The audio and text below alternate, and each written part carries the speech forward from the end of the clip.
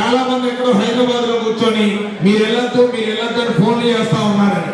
నేను ఒకటే చెప్తా ఉన్నా ఫోన్లు చేసే వ్యక్తులకి, ఏ రోజైతే మీకు ఫోన్లు చేయాలని ఆలోచన ఉందో, ఏ రోజైతే మీరు ఫోన్లు పక్కన పెట్టుకొని ఫోన్లు వెళ్ళొద్దని ఫోన్ చేస్తున్నారో ఆ రోజే ఈ సభ విజయవంతమైందన్న సంగతి ఈ సభాముఖంగా తెలియజేస్తా ఉన్నా.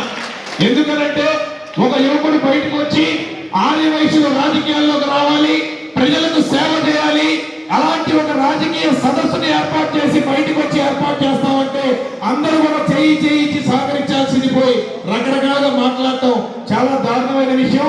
ఖచ్చితంగా రాబోయే రోజుల్లో సుజాతగా చెప్తున్నా, అక్క మీరు ఏ పొజిషన్ లో పైకి వెళ్ళాలి, రేపు పొద్దున సేవ పట్టుకొని వస్తారు, వాళ్ళందరినీ బయట కూర్చోబెట్టండి, లోపలికి రాని మీకు ఈ సభాముఖంగా తెలియజేస్తా ఉన్నా. ఎప్పుడైనా సరే మనందరూ ఒక విషయం గుర్తుపెట్టుకోవాలి, ఇక్కడ రాజకీయ నాయకులు కూడా ఉన్నారు, ఆర్య విషయం కాని వారు కూడా ఉన్నారు. కానీ ఒక విషయం గుర్తుపెట్టుకోవాలి, రాజకీయ పార్టీ ఎప్పుడు ఎవరికి వాల్యూ ఇస్తుందో తెలుసా? ఎందుకు ఇస్తారో తెలుసా? ఎస్సీలు, బీసీలు, మైనారిటీలు, ఓసీలు అనేక కులాలకి ఎందుకో తెలుసా? వాళ్ళ సమావేశాలు పెడితే జనం వస్తారు, ఆర్య వైశ్యుల సమావేశాలు పెడితే జనం రారు కాబట్టి మనం వెనకబడతా ఉన్నాం సంగతి తెలుసుకోవాలి. మనకి ఎన్ని పనులుగా ఉండొచ్చు, మన కుటుంబంలో సమస్యలు ఉండొచ్చు, కానీ ఒక ఆర్య వైశ్య నాయకుడు రాజకీయంగా ఎదగాలంటే బయట రాజకీయ సదస్సులకు రావాలి, రాజకీయాల్లో నిలబడాలి, అందరితో కలబడి గెలవాలనే సంగతి కూడా తెలియజేస్తున్నారు ఈ సభాముఖంగా. మరి ఇంకా సుజాత అన్నారు, చాలా మంది బయట రకాలు ఎన్నో మాట్లాడారు. ఆయన ఇంతకు ముందు కాంగ్రెస్ పార్టీలో ఉండి పోరాడుతున్నప్పుడు ఎవరికేం పని లేదా, ఎందుకు పోరాడుతున్నారు అన్నారు. నేను అక్కడ తెలుగుదేశం పార్టీలో ఉండి పోరాడుతున్నప్పుడు ఈ కుర్రోడికి ఎందుకు రాజకీయాలు, చక్కగా ఏ వ్యాపారంలో ఉద్యోగం చేసుకునే వాడికి అన్నారు. మరి అన్నోళ్ళకి మించి మాకు పదవులు వచ్చాక అందరూ క్యూ కట్టి సేవలు కప్పారు. మనందరూ కూడా తెలుసుకోవాలి, మనం ఏదైతే నిబద్ధతకి ఈ రోజు తెలంగాణలో కానీ ఆంధ్రాలో కానీ సుజాతక్క, ఇక్కడ మేము ఆంధ్రాలో పనిచేస్తున్నా, ఇక్కడ సుజాతక్క పనిచేస్తున్నా, రోసయ్య గారి వారసులు ఎవరైనా ఉన్నారంటే అది కేవలం సుజాత గారి సంగతి గుర్తుపెట్టుకోవాలి. ఎందుకంటే ఒక సేవ చేయడంలోనే కాదు, ఒకే పార్టీని అడ్డు పెట్టుకొని, ఒకే నాయకత్వం అడ్డు పెట్టుకొని పార్టీ కోసం కష్టపడి ఆర్య వైశ్య సమాజం కోసం సేవ చేస్తున్న వ్యక్తి.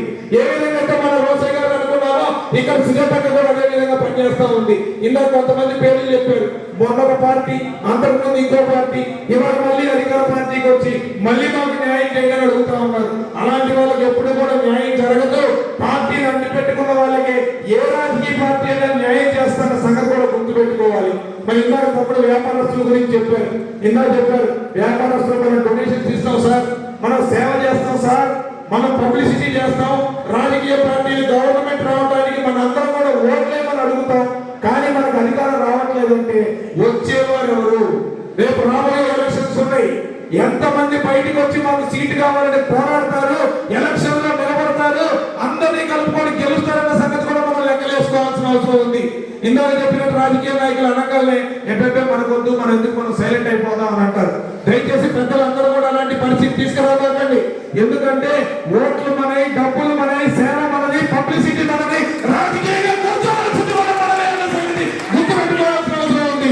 రాబోయే రోజుల్లో ఖచ్చితంగా అక్కడ ఆంధ్ర రాష్ట్రంలో కానీ, ఇక్కడ తెలంగాణ రాష్ట్రంలో కానీ ఖచ్చితంగా 10 మంది ఎమ్మెల్యేలు ఉండే విధంగా అందరం కూడా కలిసి కృషి చేస్తాం. ఏ వ్యాపారస్తులకు వచ్చినా, ఏ పార్టీ అయినా ఆర్య వైశ్యులు అందరం కూడా ఒక పార్టీ మీదకి వచ్చి ఆర్య వైశ్యులు సపోర్ట్ చేస్తున్నాం అన్న విషయం కూడా నేను తెలియజేస్తా ఉన్నా. అనేక ఆర్గనైజేషన్స్ ఉంటాయి, ఒకళ్ళు ప్రపంచం అంటారు, ఒకళ్ళు ఇంటర్నేషనల్ అంటారు, ఒకళ్ళు వార్షిక క్లబ్ అంటారు, ఇంకొక సత్రం అంటారు, ఇంకొక సంఘం అంటారు. ఏ పర్వాలేదు, అందరూ ఏదైనా కలిసి పోరాడదాం. కానీ ఏదైనా ఒక వ్యాపారస్తుడికో, ఒక ఆర్య వైశ్యుడికో అవసరం వచ్చినప్పుడు మటుకు బయట కనుక మన జోలికి వస్తే అందరం కలిపి వాళ్ళు ఈ సభముఖంగా తెలియజేసుకుంటా ఉన్నా. రాజకీయంగా పైకి రావాలంటే అనేక సదస్సులు ఏర్పాటు చేయాలి, అనేక కోటాలు కోరుకోవాలి, ముఖ్యమంత్రుల దగ్గరికి మనం వెళ్ళాలి, 10 మందిని కలుపుకొని వెళ్ళాలి. అంతేకాని ఇలా సమావేశాలకు వెళ్తారంటే మీరే